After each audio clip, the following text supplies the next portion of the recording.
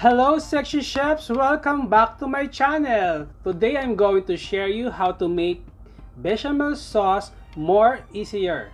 But before that, if you are new in my channel, don't forget to subscribe and click the notification button for the new updates every week. So guys, this bechamel sauce is one of the 5 mother sauce.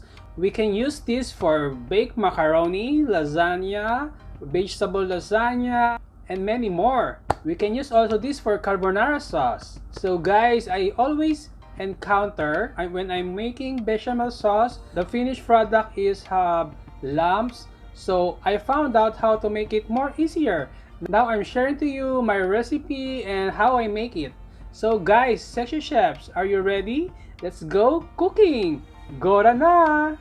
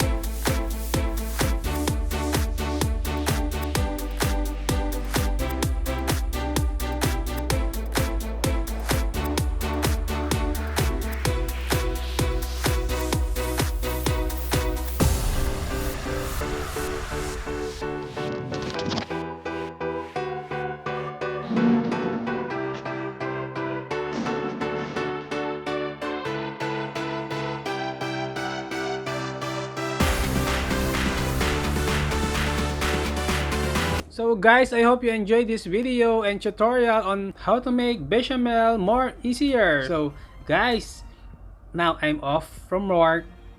I need to rest. Please like and share and don't forget to subscribe. I hope to see you guys next time.